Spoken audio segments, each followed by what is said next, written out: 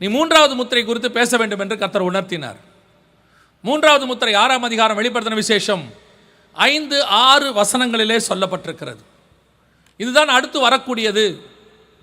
இதை குறித்து அடுத்து எச்சரிப்பு கொடுக்கும்படி கர்த்தர் உணர்த்தினார். நாங்கள் அப்பொழுதிலிருந்து 2021 நாங்கள் மூன்றாவது முத்திரை குறித்து பேச ஆரம்பித்தோம்.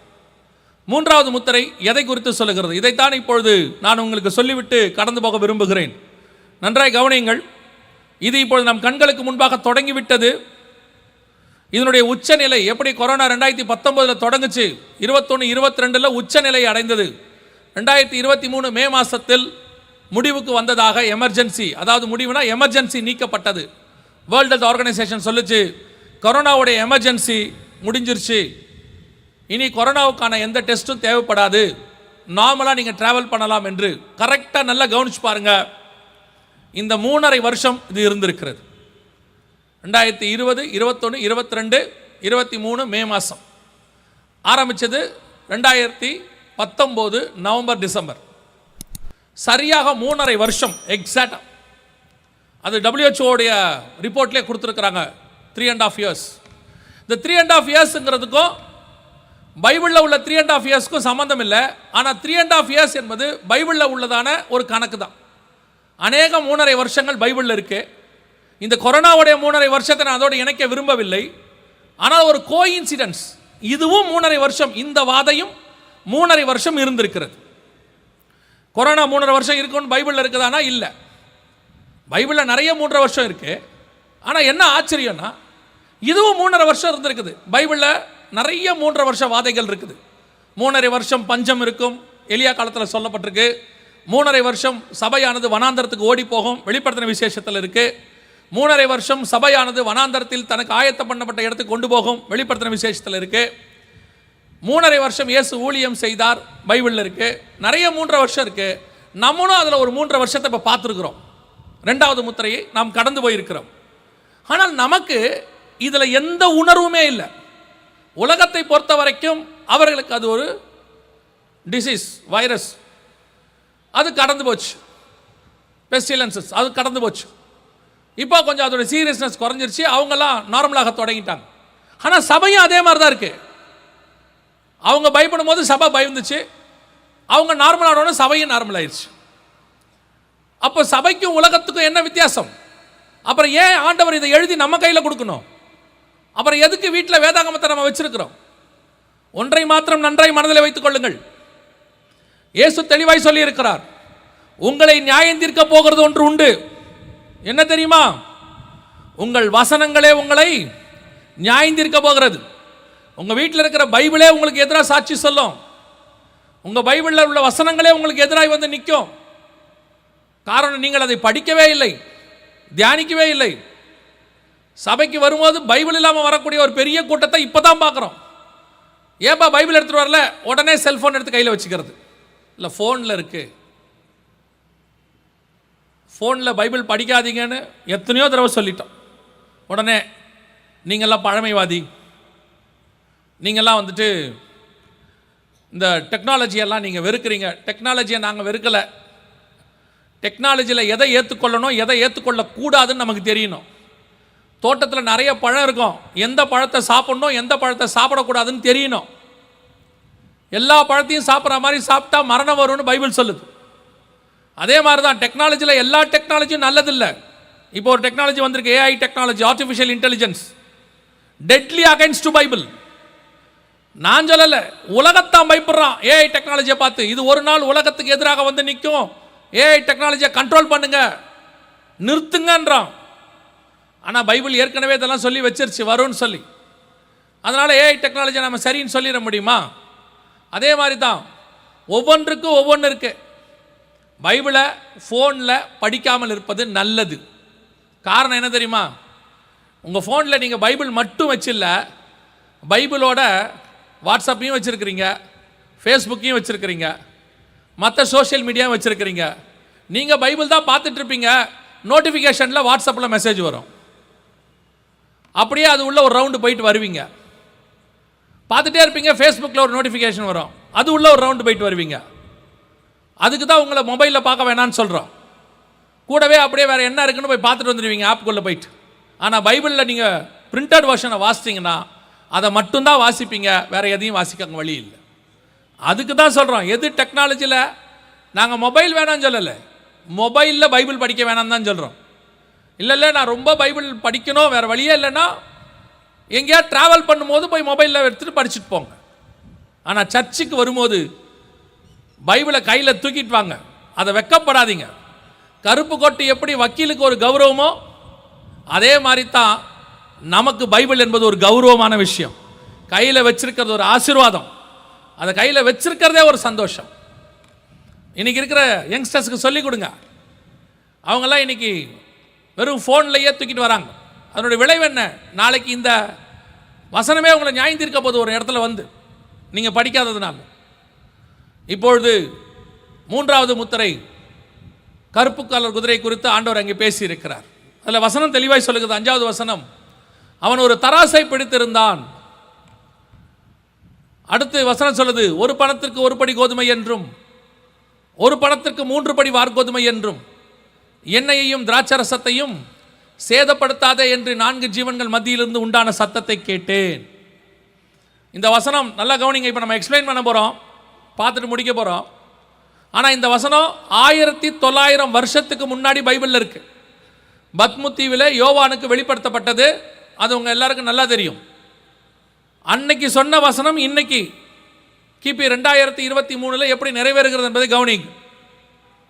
அடுத்து வரக்கூடியதான மிக முக்கியமான ஒரு வாதையாக மத்திய 24 சொல்லப்பட்ட கொள்ளை நோய்க்கு முன்னாடி பஞ்சங்கள் என்று இருக்கிறது.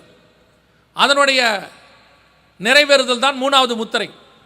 தராசு என்பது எக்கானமி, பஞ்சம், உலகளாவிய பஞ்சம் ஒன்று ஆரம்பிக்கும். 2021 ஆண்டவர் உணர்த்தினது 3வது முத்திரையை குறித்து.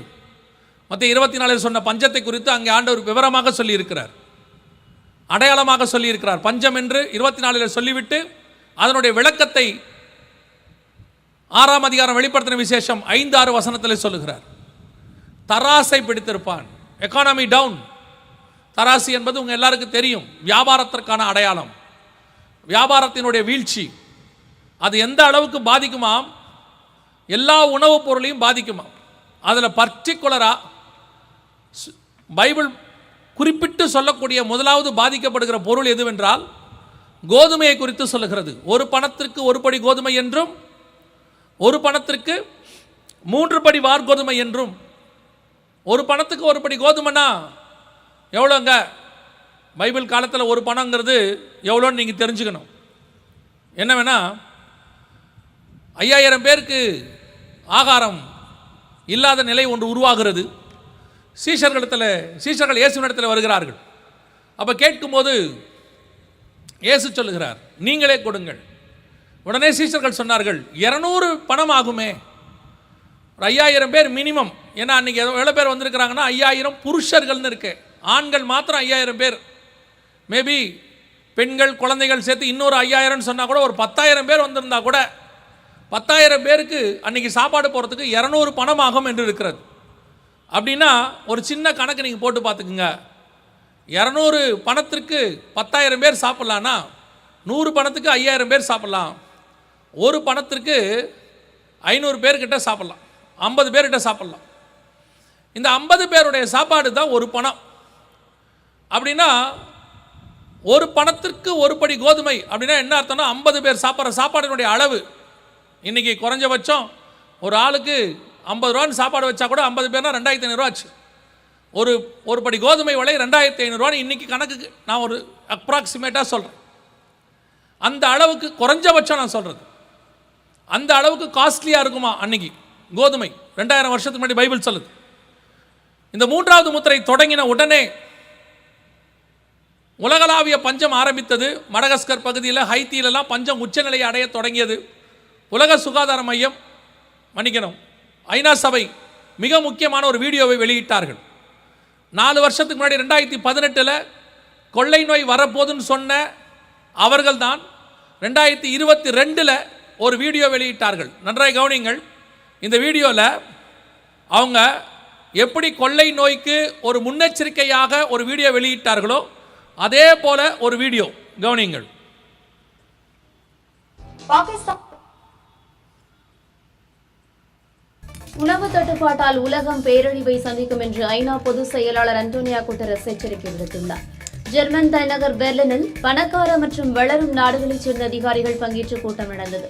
இந்த கூட்டத்தில் கலந்து கொண்டு பேசிய ஐநா பொதுச் செயலாளர் அன்டோனியோ குட்டரஸ், பருவநிலை மாற்றம், கொரோனா ஆகியவை முன்னெப்போதும் இல்லாத அளவிற்கு பட்டினி பிரச்சினையை உருவாக்கின என தெரிவித்தார்.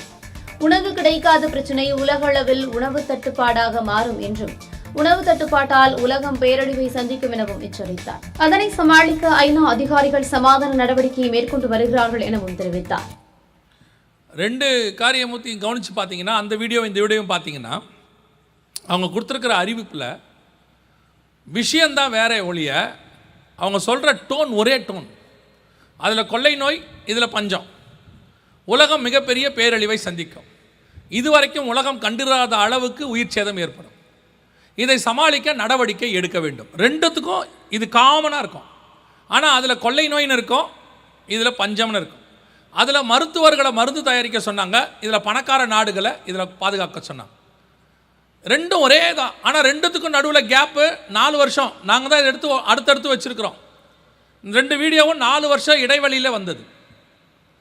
மூன்றாவது முத்திரைக்கான அடையாளம், பஞ்சத்துக்கான அடையாளம் உலகளாவிய பஞ்சமாக மாறத் தொடங்கும் 2021 நாங்கள் சொல்கிறோம். அப்பத்துலேருந்து சொல்லும் போதும் அப்பையும் ஜனங்களுக்கு ஒரு நிர்விசாரம் தான். ஆனால் ஒரு காரியத்தை மாத்திரம் நான் சந்தோஷமாய் சொல்லுவேன். கொரோனாவுக்கு பிறகு ஒரு பெரிய கூட்டம் வசனத்துக்கு நேராய், சபைக்கு நேராய் திரும்பி இருக்கிறது. கர்த்தர் மாற்றி இருக்கிறார். அதில் கர்த்தர் வசனத்துக்கு நேராக மக்களை திருப்பி இருக்கிறார். இந்த போலியான தீர்க்க தரிசனங்கள், மாயையான வசனங்கள், இந்த சொல்லக்கூடியதான ஒரு மாய்மாலமான காரியங்களுக்கெல்லாம் ஜனங்கள் தெளிந்த புத்தி உள்ளவர்களாய் ஒரு கூட்டம் மாறிடுச்சு. ஒரு பெரிய கூட்டம் சபைக்கு நேராக திரும்பிடுச்சு. அது வரைக்கும் ஒரு சந்தோஷம். ஆனால் இன்னும் ஒரு பெரிய கூட்டம் வெளியே பாக்கி இருக்கு. அவர்கள் இன்னும் இந்த மீண்டு வரவில்லை. இன்னும் அவங்க அந்த மாதிரி காரியங்களை தான் நம்பிக்கிட்டு இருக்கிறாங்க. 2022 ஜனவரி மாதம் 1ஆம் தேதி இந்த வருஷம் 3-2 இருக்கிறது, 2 தனியாக கர்த்தர் ஆசீர்வதிப்பார்னு நம்பிக்கையோடு இருக்கிறாங்க. ஆரம்பித்த உடனே லாக்டவுன் போட்டாச்சு 2022. அப்பவும் அவர்கள் மனம் திரும்பவில்லை. இப்போ பார்த்தீங்கன்னு சொன்னால் 2022 ஆரம்பிக்கும் போதே ஸ்ரீலங்கா திவால் ஆயிடுச்சு.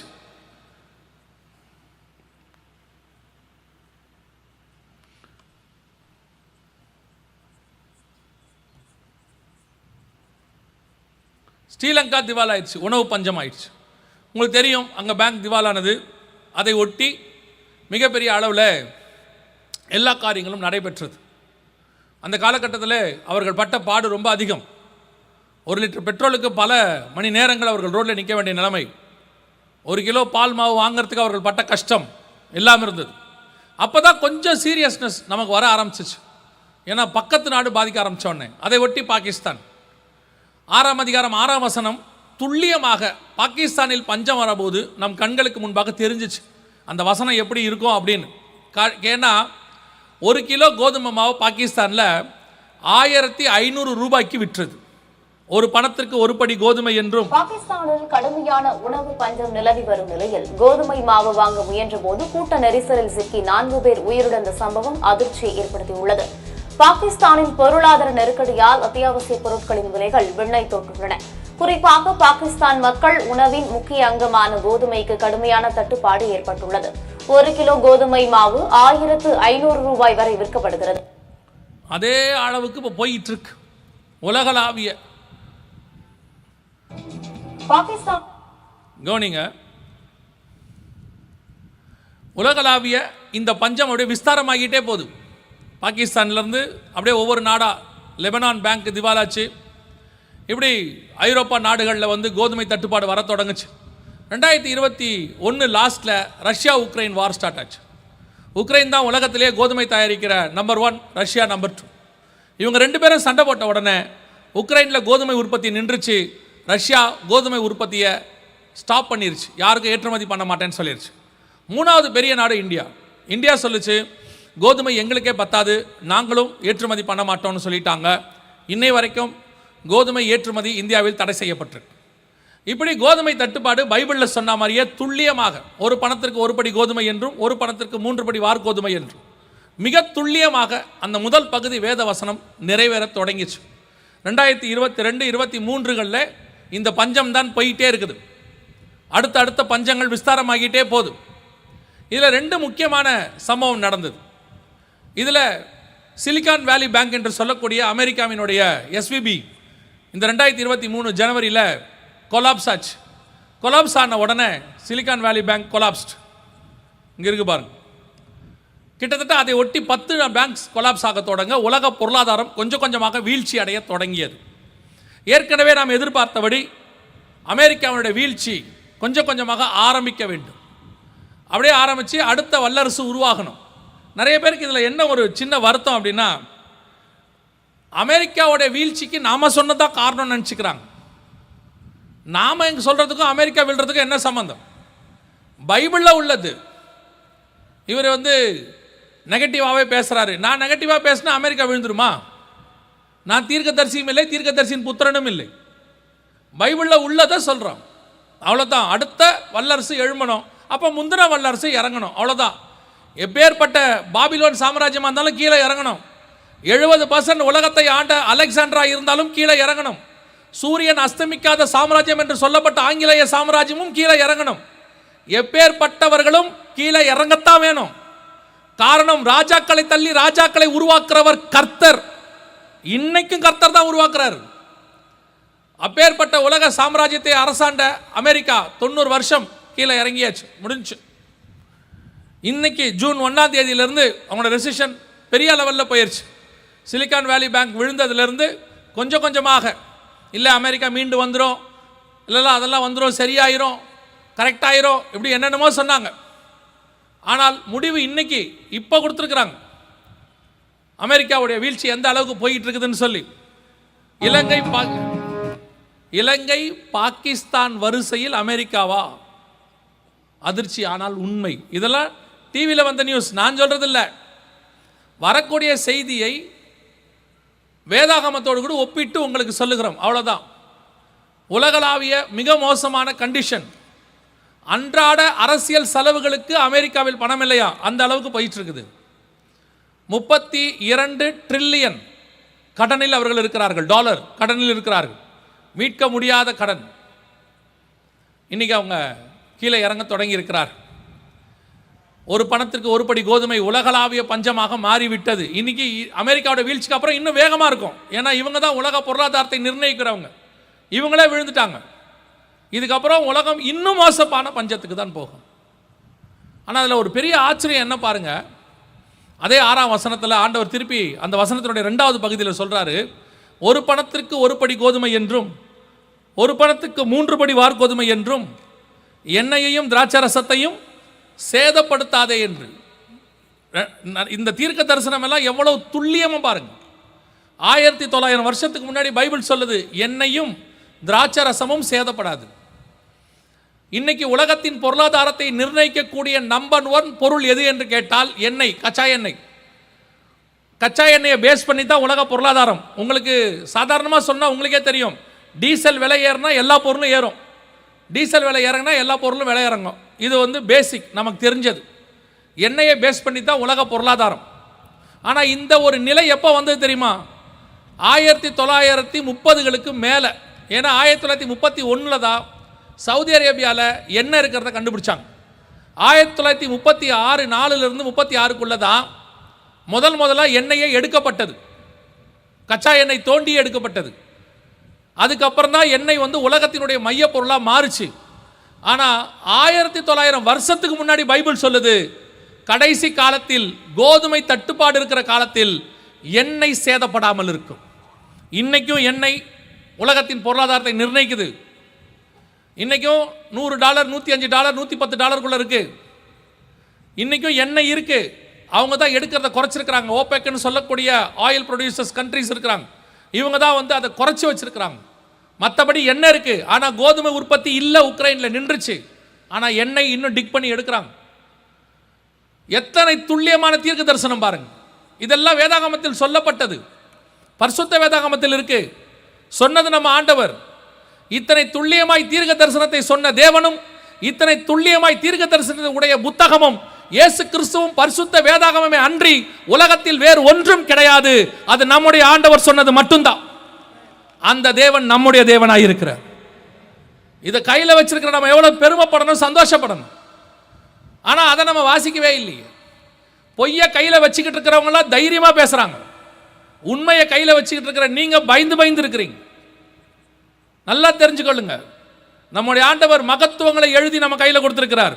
இந்த வேதாகமத்தில் உள்ளதுல எழுத்தின் உறுப்புல ஒரு தப்பு நடந்திருக்குன்னு நிரூபிக்கிறதுக்கு இதுவரைக்கும் உலகத்தால முடியல. வேதாகமம் உண்மை என்பதை நிரூபித்து காத்துக் கொண்டிருக்கிறது. எத்தனை பெரிய சயின்டிஸ்ட் எல்லாம் வந்து என்னென்னமோ சொல்லி இந்த பைபிள் பொய்ன்னு நிரூபிக்க பார்த்து கடைசியில் சயின்டிஸ்டும் சயின்ஸும் தான் தோத்து போனானே ஒழிய இதுவரைக்கும் பரிசுத்த வேதாகமம் தோத்ததாக சரித்திரமே கிடையாது. பைபிளில் சொன்ன இதுவரைக்கும் ஒன்று கூட ஃபெயிலியர் ஆகல. அதை கையில் வச்சிருக்கிறோம். எவ்வளோ தைரியம் இருக்கணும் நமக்கு. பைபிள் கொண்டு போறதையே பயப்படுறீங்க. தைரியமா சொல்லுங்க, நம்முடைய ஆண்டவர் சொன்னது தான் நடக்கும். அவர் சொன்னதை தாண்டி வேற ஒன்று நடக்கவே நடக்காது. அவர் சொல்லியும் செய்யாதிருப்பாரோ, வசனத்தும் நிறைவேற்றாதிருப்பாரோ.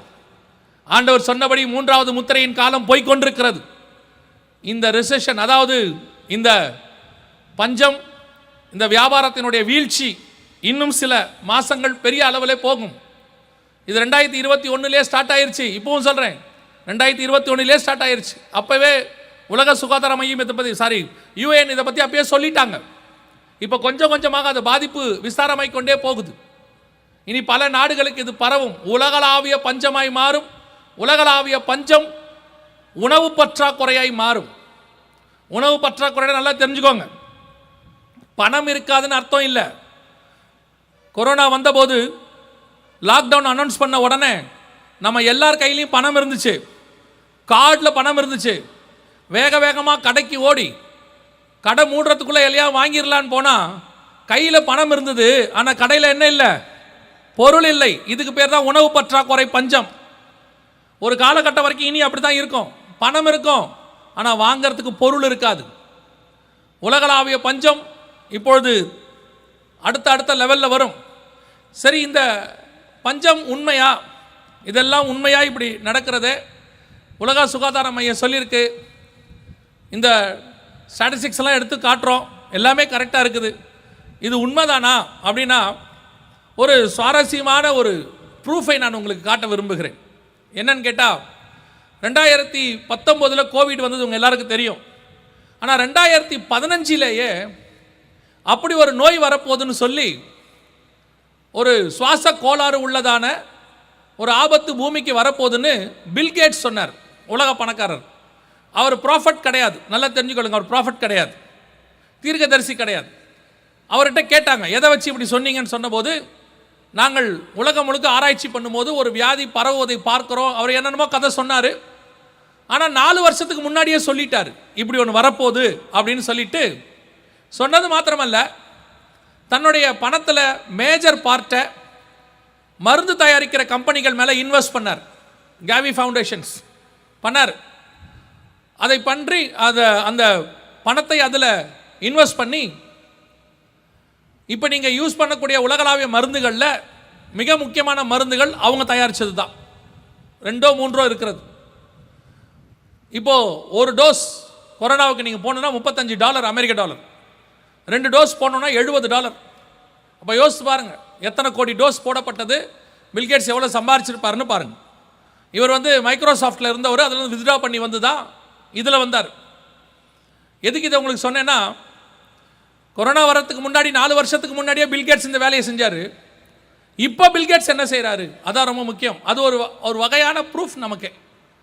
இப்போ இதெல்லாம் வரப்போகுதுங்கிறதுக்கு வேதாகமே போதும். வேதத்தில் சொன்னது உலகத்தில் நடக்குது, அதுவே போதும். இதில் ஒரு எக்ஸ்ட்ராவாக ஒரு ப்ரூஃப் என்னென்னா, இப்போ நீங்கள் உலக பணக்காரர் பில்கேட்ஸை நீங்கள் போய் கூகுளில் சர்ச் பண்ணி பாருங்கள். உலகத்தில் இருக்கிற மிகப்பெரிய விவசாயி, ஃபார்மர், அக்ரிகல்ச்சர் பண்ணக்கூடிய மிக முக்கியமான ஆள், இன்னும் சொன்னால் நம்பர் 1 யாருன்னு பார்த்தீங்கன்னா பில்கேட்ஸோடைய பேர் வரும். பில்கேட்ஸோடைய பேர் தான் வரும். கிட்டத்தட்ட 2,68,000 ஏக்கர் வாங்கி அவர் ஃபார்ம் லேண்ட் வாங்கி விவசாயம் பண்ணிட்டு இருக்கிறார். ஏன் திடீர்னு இப்படி பண்ணுறாரு? கடந்த 2-3 வருஷமாக இதை அவர் செஞ்சிட்டு இருக்கிறார். அது மட்டும் இல்லை, உலகளாவிய பல நாடுகளில் கொடவுன்ஸ் கட்டி இந்த பொருட்களை எல்லாம் அதில் சேர்த்து மிகப்பெரிய பிஸ்னஸ் ஒன்று பண்ணிட்டு இருக்கிறார். கொள்ளை நோய் வரத்துக்கு முன்னாடி மருந்தில் இன்வெஸ்ட் பண்ணார், இப்போது விவசாயத்தில் இன்வெஸ்ட் பண்ணுறார். என்ன காரணமாக இருக்கும்னு நீங்களே புரிஞ்சு கொள்ளுங்க. 3வது முத்திரையின் காலம் நம் கண்களுக்கு முன்பாக துல்லியமாய் போய்கொண்டிருக்கிறது. இனி அது அடுத்த லெவலுக்கு போகும். அடுத்த வருஷம் இந்த முத்திரை உச்சநிலையை அடையும். அதை ஒட்டி மிகப்பெரிய யுத்தம் ஒன்று தொடங்கும். அதுதான் 4வது முத்திரை. நன்றாய் கவனிங்கள். இந்த 4வது முத்திரையில் 4 வகையான மரணத்தை குறித்து சொல்லப்பட்டிருக்கிறது. அடுத்து நான் உங்களுக்கு அதை எக்ஸ்பிளைன் பண்ணுறேன். இப்போ இந்த 3வது முத்திரை இன்னும் கொஞ்சம் நாளைக்கு உலகளாவிய பஞ்சமாக 2021 ஆரம்பித்து 22 இப்போ 23 உச்சநிலையை அடைய தொடங்கியிருக்கு. அமெரிக்காவுடைய வீழ்ச்சி இன்னையிலிருந்து இது அடுத்த நிலைக்கு போகும். எல்லா நாடும் பாதிக்கப்படும். அப்படி உலகம் முழுக்க உணவு பற்றாக்குறை பாதிக்கப்படும் போது மிகப்பெரிய அளவில் இது நடக்கும். அப்போ அடுத்த வருஷம் ஜனவரி மாதம் 1ஆம் தேதி உங்கள் தீர்க்கதரிசிகள் உங்களுக்கு என்ன சொல்லுவாங்கன்னு எனக்கு தெரியாது. இத்தனை வருஷம் என்ன சொன்னாங்கன்னு எனக்கு தெரியாது. ஆனால் இத்தனை வருஷம் என்ன நடந்ததோ அதை விட மோசமாய் அடுத்த வருஷம் நடக்கும். அடுத்த வருஷம் பஞ்சத்தினுடைய வருஷம். உலகளாவிய ரெசிஷன் தொடங்கும். இப்போ அமெரிக்காவுடைய வீழ்ச்சி அடுத்த 4வது முத்திரையை நோக்கி இழுத்து கொண்டு போகும். அப்போ இதுக்கு நடுவில் நாம் என்ன செய்யணும்? அதுதான் அது முக்கியமான கேள்வி. இவெல்லாம் கரெக்டாக நடக்குது, வசனத்தில் சொன்னபடியே துல்லியமாக இருக்குது அப்படின்னா அடுத்து நம்ம என்ன செய்யணும், என்ன பண்ண போகிறோம் அப்படின்னு ஒன்று உடனடியாக நீங்களும் பில்கேட்ஸாக மாறிவிடாதுங்கள். ஹைவேஸில் லேண்ட் வாங்கி விவசாயம் பண்ண தொடங்கிறாதீங்க. நான் ஏற்கனவே உங்களுக்கு சொன்னதை திருப்பி ஞாபகப்படுத்த விரும்புகிறேன். மத்திய 24 இயேசு அழகாக ஒரு வார்த்தையை சொல்வார். யுத்தங்களையும் யுத்தங்களின் செய்திகளையும் கேள்விப்படுவீர்கள். அடுத்து சொல்கிறது ரொம்ப முக்கியம். கலங்காதபடிக்கு எச்சரிக்கையாயிருங்கள். யுத்தங்களையும் யுத்தங்கள் செய்திகளை பற்றி கேள்விப்பட்டால் ஏன் கலங்கக்கூடாது? கலங்க தானே செய்யணும், ஏன் கலங்கக்கூடாது? இயேசு சொல்கிறார், யுத்தங்களையும் யுத்தங்களின் செய்திகளையும் கேள்விப்படுவீர்கள், கலங்காதபடிக்கு கேர்ஃபுல்லாக இரு, பயப்படாதங்கிறார். பயப்படாமல் இருக்கிறதுக்கு ரொம்ப கேராரு, பயந்துராத அப்படிங்கிறார். அது எப்படிங்க யுத்தம் நடக்கும்போது பயப்படாமல் இருக்கணும்? இப்போ நான் உங்களுக்கு முன்னாடி சொன்னதை திருப்பி சொல்கிறேன். இந்த யுத்தம் வெளியே வரும், இந்த கொள்ளை நோய் வெளியே வரும், இந்த பஞ்சம் வெளியே வரும். எதுவும் சபைக்குள் வராது. கர்த்தர் சபையை பத்திரமாய் பறந்து காக்கிற பட்சியை போல பாதுகாப்பார். அதுதான் சபைக்கும் உலகத்துக்கும் உள்ள வித்தியாசம். நான் சபை சபை என்று சொல்வது, திருப்பியும் சொல்கிறேன், அந்த சபை இந்த சபை அவங்கள பற்றி சொல்கிறாரு இவங்கள பற்றி சொல்கிறாரு கிடையாது. சபை என்பது நம்மைத்தான் குறிக்குது. இங்கே தான் இந்த பாகுபாடு, டினாமினேஷன், ஆர்கனைசேஷன் எல்லாம். பரலோகத்தின் வாசலில் எதுவும் கிடையாது. எந்த ஆர்கனைசேஷனுக்கும் முன்னுரிமை கிடையாது, யாருக்கும் இட ஒதுக்கீடு கிடையாது. இந்த சர்ச்சிலேருந்து நீங்கள் வந்திருக்கன்றதுனால பரலோகத்தில் முன்னாடி கொண்டு போய் உட்கார வைக்க மாட்டாங்க. நான் இந்த சர்ச்சில் மெம்பராக இருக்கிறேன்றதுனால சிங்காசனத்துக்கு பக்கத்தில் சீட்டு வாங்கிலாம் தரமாட்டாங்க. அதெல்லாம் சர்ச்சோடு போயிட மெம்பர்ஷிப்பு. பரலோகத்தின் வாசலில் 2 சாட்சி, உண்மையும் உத்தமம் உள்ளவனே உள்ளே வா, அக்கிரம செய்கைக்காரனே அப்படியே போயிரு, அவ்வளோதான். அதனால் நான் எந்த சர்ச்சின்னு அந்த சர்ச்சை சொல்கிறேன் இந்த சர்ச்சை சொல்லிடலாம் நினச்சிக்காதீங்க. நாம் அத்தனை பேருமே அவருடைய சரீரம் என்கிற சபைக்குள் இருக்கிறோம், அவ்வளோதான். அவ்வளோதான் வேதம் சொல்லுது. ஆகவே சபைக்குள் வராதென்றால் தேவனை உண்மையாய் தேடுகிற தேவ பிள்ளைகள் வீட்டுக்குள் இந்த வாதைகள் வராது. எந்த காலத்திலும் வராது, வருகிற காலத்திலும் வராது. உடனடியாக சேர்க்க தொடங்கிறாதீங்க. உங்கள் வீட்டு லாஃப்டில் பரணைக்கு மேலே 10 மூட்டை அரிசியை வாங்கி போட்டுடலான்னு முடிவெடுத்துறாதீங்க. ஆண்டவர் தெளிவாக சொல்கிறார், சேர்த்து வச்சா என்ன ஆகும்? பூச்சி அவைகளை அரித்து போடும். அதான் நடக்கும். தயவு செஞ்சு அப்படிலாம் வாங்கி வச்சிடாதீங்க. ஏன் தெரியுமா? நீங்கள் சேர்த்து வச்சு சந்தோஷமாக இருக்கிறத விட விசுவாசமாக அவர் கையிலிருந்து வாங்குற ஒரு சந்தோஷம் இருக்கு. அதை கொஞ்ச நாள் அனுபவிச்சு பாருங்க, அதுதான் சந்தோஷம். அரண்மனைக்குள்ள சாப்பாடு இருந்து ஆகாப் சாப்பிடுவதை விட டெய்லி காக்கா கொண்டு வந்து எலியா சாப்பிட்ட சாப்பாடு தான் மிராக்கிள் ஃபுட். ஒரு நாள் ஆகாபு வீட்டு குதிரைக்கு புல்லு கிடைக்காமல் போகும், ஆனால் தேவனுடைய ஊழியக்காரனை எலியாவுக்கு சாப்பாடு கிடைக்காமல் போகவே போகாது. தேவன் கொடுப்பதற்கு வல்லமை உள்ளவராயிருக்கிறார்.